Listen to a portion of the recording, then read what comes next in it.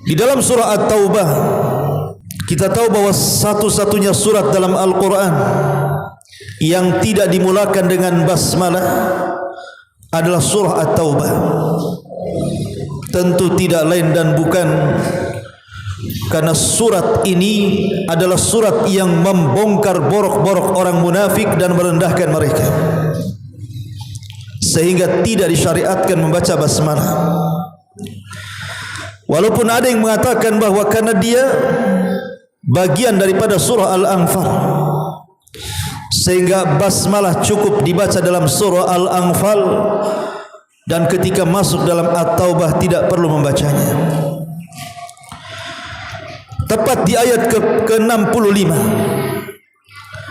Allah Subhanahu wa taala mengatakan, wala in sa'altahum la yaqulunna innama kunna nakhudu wa nal'ab qul abillahi wa ayatihi wa rasulihi kuntum tastahzi'un la ta'tadhiru qad kafartum ba'da imanikum. Allah Subhanahu wa taala berfirman, jika engkau mengatakan kepada mereka atau bertanya kepada mereka orang-orang munafik itu, sungguh mereka mengatakan kami hanya bermain-main dan senda gurau saja. Katakan kepada mereka, apakah dengan Allah, apakah dengan Rasulnya, apakah dengan ayat-ayatnya kalian mengolok-olok mereka semuanya? Jangan pernah cari-cari alasan, kata Allah, karena kalian sudah kufur setelah keimanan kalian.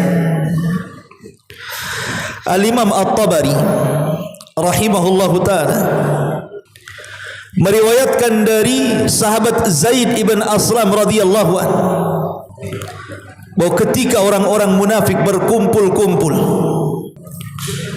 di tengah-tengah para sahabat Nabi sallallahu alaihi wasallam dan juga Nabi sallallahu alaihi wasallam, dan kejadiannya setelah perang Tabuk, di tengah-tengah orang munafik ada seorang sahabat namanya Auf ibn Malik radhiyallahu anhu.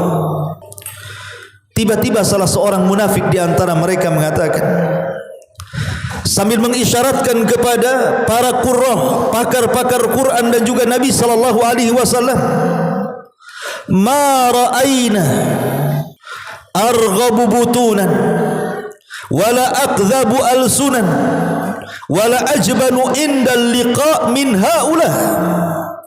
Kata orang munafik, kami tidak pernah melihat orang yang paling rakus perutnya, orang yang paling dusta lisannya, dan orang yang paling pengecut saat berjumpa dengan musuh-musuhnya kecuali mereka. Maksudnya para pakar Quran yang di tengah-tengah mereka ada Nabi sallallahu alaihi wasallam. Mendengar hal ini, Auf ibn Malik yang berada di tengah-tengah orang munafik marah dan mengatakan, la ukhbirannakum Rasulullah sallallahu alaihi wasallam. Sungguh ucapan kalian akan aku laporkan kepada Nabi sallallahu alaihi wasallam. Berangkatlah Auf ibn Malik hendak melaporkan kekejian ucapan orang-orang munafik ini kepada Rasul. Belum lagi Auf ibn Malik sampai kepada Nabi sallallahu alaihi wasallam, Jibril turun kemudian menyampaikan surah At-Taubah ayat 65 tadi. Wala in sa'altahum la yaqulunna innama kunna nakhudu wa nal'ab qul abillahi wa ayatihi wa rasulihi kuntum tastahzi'un la ta'tadhiru qad kafartum ba'da imanikum. Jika engkau bertanya kepada mereka orang-orang munafik, kenapa kalian memperolok-olok Allah, ayat dan Rasulnya? Sungguh mereka akan mengatakan kami hanya main-main saja, kami hanya bersendau gurau saja, kami tidak sungguhan mengucapkan kalimat itu. Tapi masalahnya bukan perkara sungguh-sungguh atau main-main, tetapi siapa yang mereka sedang perolok-olok itu. Mereka sedang menghina Allah, Mereka sedang menghina Rasulnya, mereka sedang menghina ayat-ayatnya. Makanya Allah Subhanahu wa taala mengatakan kepada Rasul kita Muhammad sallallahu alaihi wasallam, "Qul," katakan ya Muhammad kepada orang-orang munafik itu, "Abillahi," apakah dengan Allah, "wa ayatihi," dengan ayat-ayatnya, "wa rasulihi," dan rasul-rasulnya, "kuntum tastahzi'un," kalian berani mengolok-olok, menghina dan mencaci maki. La ta'tadiru, jangan cari-cari alasan. Qad kafartum ba'da imanikum, kalian sudah kufur setelah datang keimanan kepada kalian. Ketika turun ayat ini kemudian dibacakan oleh Nabi sallallahu alaihi wasallam di hadapan orang-orang munafik, maka kemudian orang munafik bergegas mengejar Nabi sallallahu alaihi wasallam yang ketika itu Rasul naik ke atas untanya dan berlalu. Mereka mengejar-ngejar dari belakang unta dan mengatakan, "Ya Rasulullah, innama kunna nakhudu wa nal'ab." Rasul, ucapan tadi hanya main-main saja. Ucapan tadi hanya sendau-gurau saja. Kami tidak serius. Kami hanya menghilangkan kepenatan jalan kaki karena dari Tabuk ke Madinah itu lama. Tetapi Rasul tetap membacakan, apakah dengan Allah, dengan ayat-ayatnya, dengan Rasulnya kalian perolok-olok? Jangan cari-cari alasan. Kalian sudah kufur setelah datang keimanan kepada kalian. Ma'asyiral muslimin yang dimuliakan Allah Subhanahu wa taala, dari sini kita tahu bahaya hukumnya memperolok-olok Allah, ayat-ayatnya dan rasul-rasulnya. Di masyarakat kita sering mendengar beberapa orang yang mereka mengucapkan kalimat-kalimat tanpa sadar mereka sudah kufur, bahkan kafir, keluar dari Islam tanpa sadar. Seperti ucapan apa? Yang pertama, menghina syariat Allah Subhanahu wa taala, menghina solat dan mengatakan, buat apalah solat itu, capek-capek saja, berdiri, ruku, sujud, ngabisin waktu saja. Bagus kita gunakan waktu solat untuk bekerja.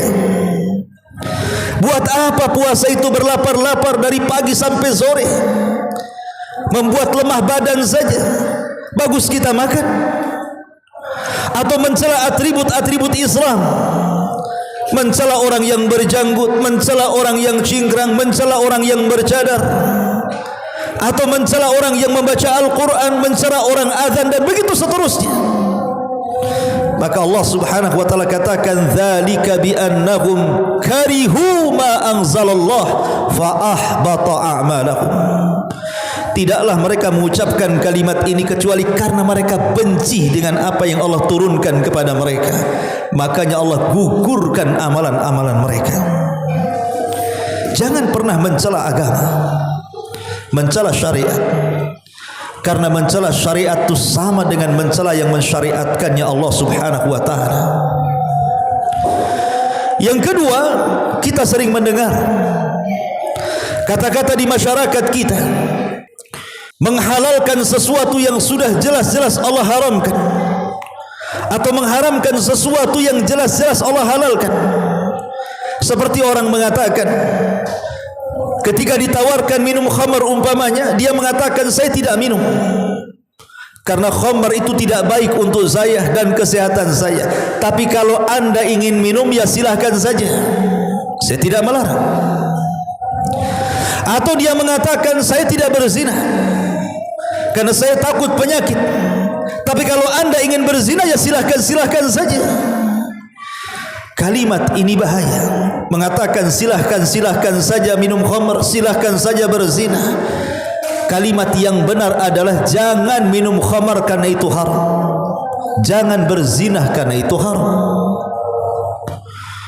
Karena langsung ataupun tidak, dia sudah mengatakan khamr itu halal, zina itu halal, tapi dia tidak mau melakukannya dan menghalalkan sesuatu yang Allah haramkan atau sebaliknya. Ini kekufuran. Bukankah Nabi SAW sudah mengatakan al halalu bayyinun wal haramu bayyinun? Yang halal itu jelas, yang haram itu jelas. Kenapa mesti dikaburkan dengan kalimat seperti itu? Maka hati-hati, jangan pernah menghalalkan yang Allah haramkan ataupun sebaliknya, karena ini kekufuran. Atau yang ketiga, sebagian orang menganggap bahwa silahkan saja kalian beragama, terserah dengan keyakinan kalian, merdeka kalian milih agama sesuai dengan keyakinan kalian. Kalau yang mengucapkan ucapan ini orang di luar dari Islam, kita tidak mungkin angkat bicara. Lakum dinukum waliyadin. Tapi kalau yang mengucapkannya orang Islam dan mengatakan bebas mencari agama, Anda mau jadi Yahudi, Anda mau jadi Nasrani, Anda mau jadi Hindu, Anda mau jadi Buddha, Anda mau jadi Konghucu, terserah. Kalau ada orang yang mengucapkan kalimat ini dan dia seorang Muslim, maka dia telah mengucapkan kalimat kekufuran. Karena Islam sudah tegas mengatakan inna dina indallahil Islam. Tidak ada agama yang paling diridhoi di sisi Allah Subhanahu wa taala melebihi Islam.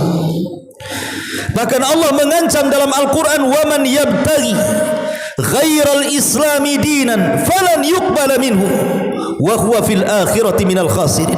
Siapapun yang mencari agama di luar daripada Islam selain tertolak agamanya, maka dia termasuk orang-orang yang rugi. Kalau kita seorang Muslim, fanatiklah dengan Islam. Jangan kemudian kita membiarkan orang-orang yang sudah masuk Islam diberikan syubhat pemikiran yang rancau dengan mengatakan semua agama sama. Semua agama sama. Banyak jalan menuju Roma, nanti toh juga sampai di sorga kita, katanya. Tidak sama. Islam ini agama tauhid. Qul huwallahu ahad, Allahus samad, lam yalid wa lam yulad wa lam yakul lahu kufuwan ahad. Islam itu agama tauhid. Tuhan kita tidak pernah beranak dan tidak pernah diperanakkan. Tapi orang Yahudi mengatakan Uzair itu putra Allah. Orang Nasrani mengatakan Isa itu putra Allah. Bahkan dia satu di antara tiga Tuhan. Bahkan lebih ekstrim lagi mengatakan dia Tuhan. Sama dari mana? Tidak sama Islam dengan mereka. Islam itu agama tauhid, sementara mereka agama di atas kesyirikan dan kekufuran. Jadi kalau seandainya kita katakan semua agama sama, sama dengan Anda redha dengan kesyirikan dan kekufuran mereka, maka kita katakan orang yang mengatakan semua agama sama dan kita bebas memeluk agama, kalau ini terkeluar dari seorang Muslim, dia bisa kufur. Ataupun mungkin yang keempat, mengatakan bahwa Al-Quran dan Sunnah, atau boleh sebagian, atau mungkin beberapa ayat dalam Al-Quran sudah tidak cocok lagi. Kalau kita praktekkan di zaman sekarang, itu kan cocoknya di zaman Nabi. Kalau ada orang yang mengatakan seperti ini, sama dengan mengkufuri satu ayat dalam Al-Quran. Hukumannya Anda sedang mengkufuri seluruh ayat dalam Quran. Satu ayat saja Anda kufuri, berarti Anda mengkufuri satu Al-Quran. Sama dengan satu Nabi Anda ingkari, seluruh para Nabi Anda ingkari. Kalau ada orang mengatakan ayat ini hanya berlaku di zaman Nabi, di zaman sekarang nampaknya tidak berlaku tuh. Maka kalimat-kalimat seperti ini bahaya. Karena yang namanya zaman itu pasti akan mengikuti Al-Quran dan Sunnah, bukan Quran Sunnah yang ikut zaman. Relevansi Al-Quran dan Sunnah itu akan cocok di zaman manapun, baik di zaman Rasul, di zaman para sahabat, di zaman para tabi'in, di zaman sekarang, sampai kiamat sekalipun. Kenapa demikian? Allah yang menciptakan kita, Allah yang memberikan rizki kepada kita, Allah yang menghidupkan, mematikan kita, Allah juga yang membuat aturan kepada kita. Artinya Allah yang tahu kemaslahatan kita. Allah yang tahu kemaslahatan kita. Kenapa kemudian kita mengatur Allah dan mengatakan bahwa ada beberapa ayat tidak cocok dilaksanakan di zaman sekarang? Ini Anda sedang mengatur kemaslahatan yang Allah buat namanya. Siapa Anda dengan Allah Subhanahu wa taala? Kemaslahatan Anda sendiri tidak tahu. Yang tahu hanyalah Allah Subhanahu wa taala. Atau yang lebih parah, yang terakhir, mengatakan bahwa undang-undang Allah, Al-Quran dan Sunnah ini tidak lebih baik daripada undang-undang negara. Undang-undang Allah itu tidak lebih baik, atau kalau kita balik, undang-undang negara atau undang-undang buatan manusia itu jauh lebih cocok, jauh lebih baik dibandingkan Al-Quran dan Sunnah. Ini kekufuran. Kalau dia mengatakan kami belum bisa melaksanakan Al-Quran dan Sunnah karena belum siap negeri kita ini, boleh saja dia ngomong seperti itu. Tapi kalau dia katakan bahwa ayat-ayat konstitusi lebih tinggi dibandingkan ayat-ayat Al-Quran, ini kufur. Ma'asyiral muslimin yang dimuliakan Allah Azza wa Jalla, dari sini haruslah hati-hati menjaga lisan. Jangan sampai kemudian kita keluar dari Islam tanpa sadar karena kita mencela Allah, mencela Rasulnya atau mencela ayat-ayatnya. Yang ramai di medsos sekarang, ada orang yang membakar Quran, ada orang yang menginjak Al-Quran, ada orang yang bernyanyi menghina Nabi SAW. La haula wa la quwata illa billah. Ma'asyiral muslimin yang dimuliakan Allah Azza wa Jalla, maka surah At-Taubah ayat 65 ini menjadikan pelajaran kepada kita, jangan sampai kita melakukan hal-hal yang tadi saya jelaskan, karena konsekuensinya Allah mengatakan qad kafartum ba'da imanikum. Kita tahu bahwa iblis adalah makhluk yang paling jahat, ra'sus syarri, sumber kejahatan itu ada pada iblis. Dia makhluk yang dilaknat dan dikutuk. Tetapi sejahat-jahatnya iblis tidak pernah mencaci maki Allah. Seburuk-buruknya iblis tidak pernah menghina Allah. Lihat ketika iblis bersumpah di hadapan Allah Subhanahu wa taala. Apa kata iblis? Wa bi izzatika la ughwiyannahum ajmain. Demi kemuliaanmu ya Rabb, demi ketinggianmu ya Rabb, aku akan sesatkan anak Adam semuanya. Lihat, iblis saja punya adab, iblis saja punya akhlak kepada Allah. Dia tetap mengatakan wa bi izzatika ya Rabb, karena kemuliaanmu, pasti memuliakan Allah. Iblis tidak pernah menghina Allah, mengolok-olok Allah Subhanahu wa taala. Dia masih memuliakan Allah Subhanahu wa taala, padahal itu biang kerusakan. Tapi ada manusia lebih jahat dibandingkan iblis, menghina dengan lisannya. Iblis itu tidak pernah mengaku Tuhan. Tapi ada orang namanya Fir'aun mengatakan ana rabbukumul a'la, saya Rabb kalian yang paling tinggi. Iblis tidak pernah menyekutukan Allah. Dia tetap menghormati dan menghargai Allah Subhanahu wa taala. Lisannya tetap beradab kepada Allah dan mengatakan wa bi izzatika, dengan demi kemuliaanmu ya Rabb, demi ketinggianmu ya Rabb. Tapi ada manusia, sayangnya mereka mengaku Islam, bersyahadat asyhadu an la ilaha illallah wa asyhadu anna Muhammadar Rasulullah, salat dia, baca Quran dia, zikir dia, tapi lisannya menghina Allah, menghina Rasul dan ayat-ayatnya. Ma'asyiral muslimin yang dimuliakan Allah Azza wa Jalla, orang musyrik saja yang jelas-jelas kalau mati itu masuk neraka, tidak mungkin keluar lagi dari neraka itu. Karena Allah yang mengatakan, Allah haramkan orang-orang musyrik dari surga. Tapi orang-orang musyrik tidak ada yang berani mendongakkan kepalanya ke langit dan mencaci maki Allah. Paling tinggi mereka menganggap bahwa berhala-berhala mereka sama dengan Allah, atau mereka jadikan berhala-berhala itu wasilah untuk menyembah Allah Subhanahu wa taala.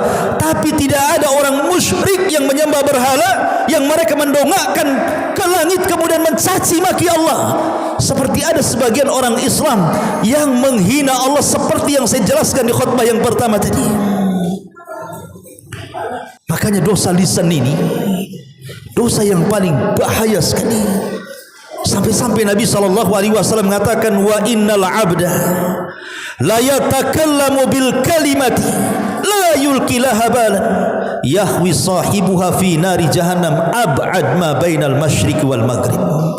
terkadang ada seorang hamba yang mengucapkan satu kalimat tanpa sadar dia ucapkan, rupanya kalimat itu membuat Allah murka, cukup bagi Allah memasukkan orang ini ke dalam jahannam. Iyadzan billah.